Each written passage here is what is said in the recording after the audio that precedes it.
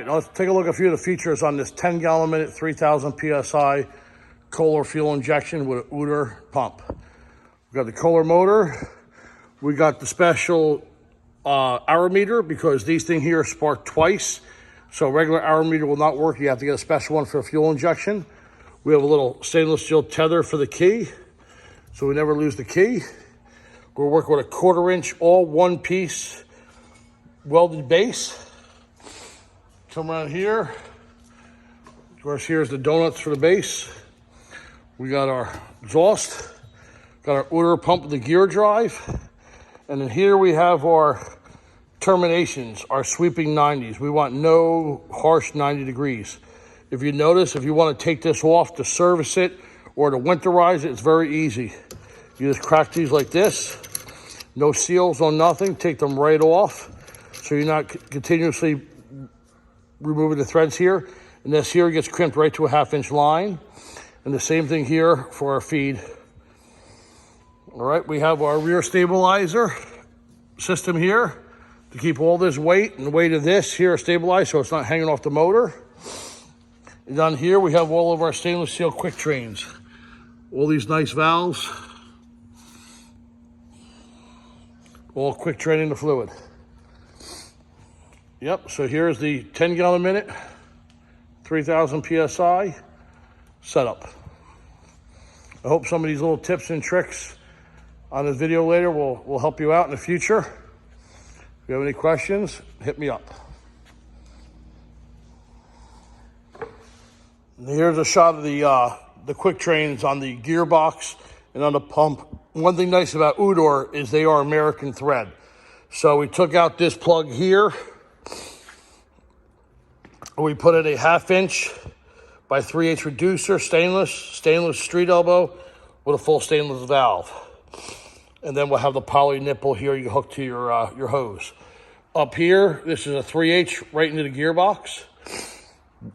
We put shims on this here. We have this plate that mounts to the bottom of the gearbox. We have shims, stainless steel bolts, and this rubber mount with this custom CNC bracket. So when we sandwich this between here and our base plate for the motor, it doesn't deform this rubber here, so that helps a lot. And yeah, here's the quick change valves. Real easy to go ahead and change the fluid. And that's that.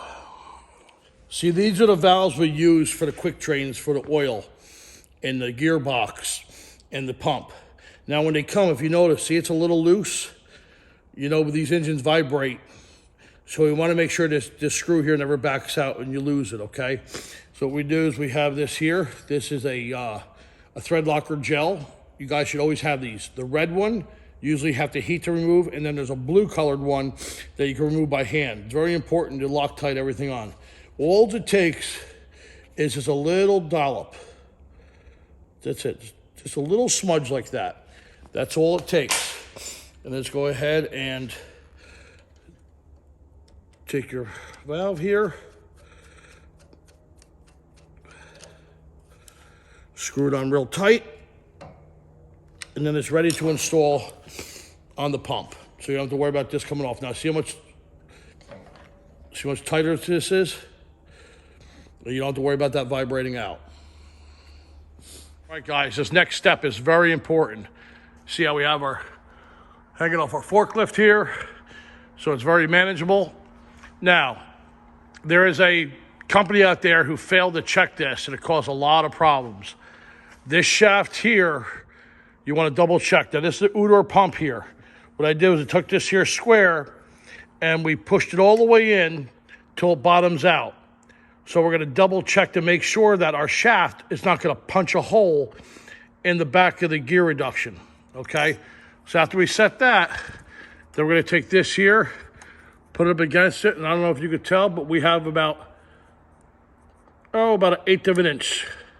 It's not very much, so could you imagine if this here was shaft was 1/4 of an inch longer?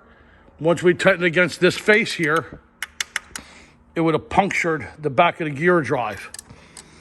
All right, so see here how we put it on, it's not hitting. We go to here, it's about 1/8 of an inch or so. All right, so always check this. check it twice, check it 3 times. It's a very expensive mistake.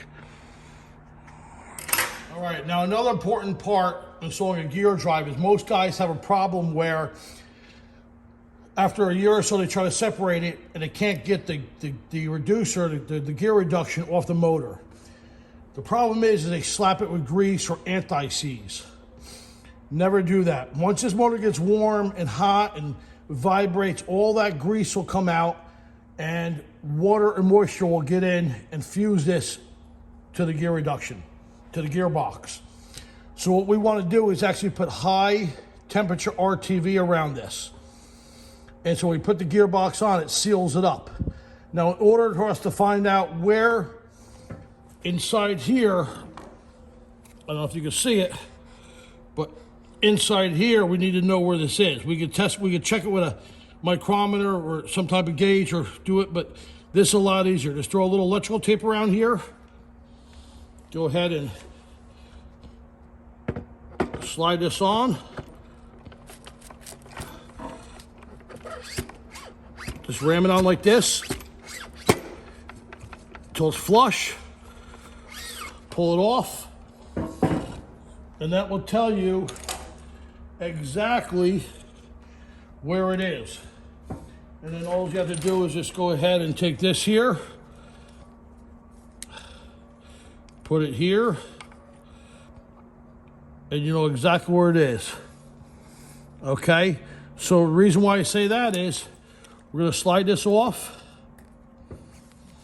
and if the end's here, we're going to go ahead and put a nice big goob of RTV right around this area. Right. Okay. We're going to put a big goop of RTV right about here. So when we push it on, we get a nice mushroom and a nice seal. So nothing leaks. We're going to wipe this off, hit it with a little brake clean. No grease at all. You don't need to. These are both machine finished parts.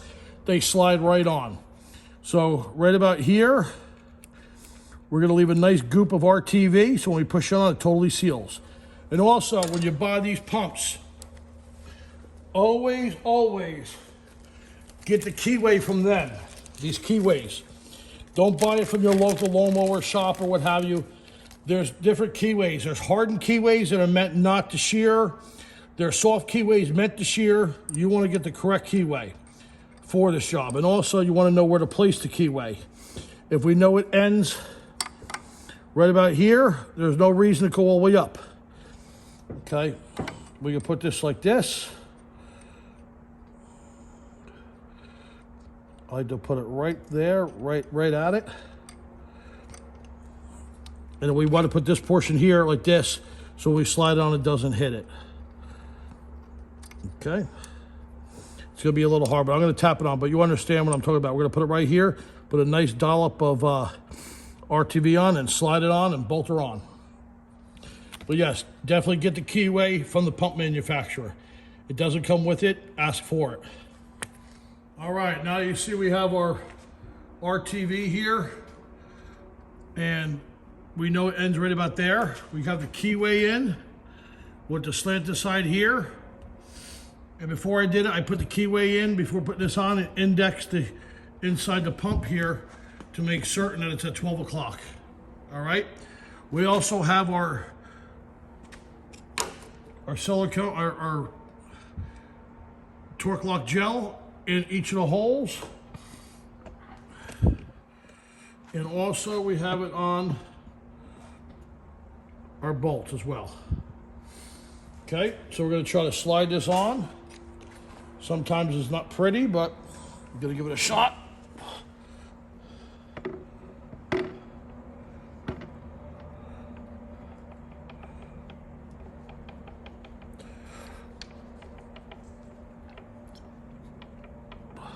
It's hard with one person.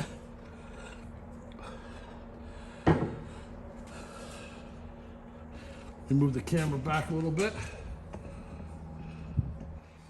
so I can hold it.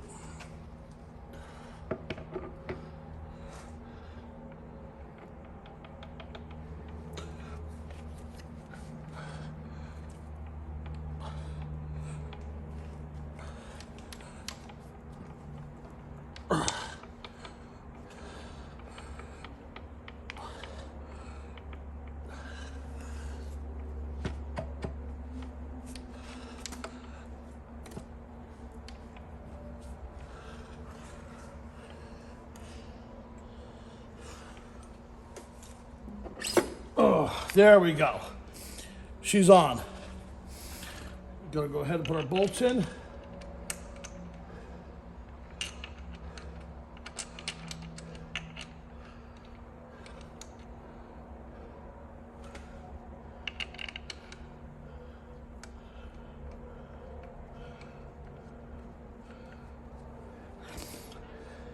These are stainless steel serrated bolts. You see that? So it locks on besides the Loctite.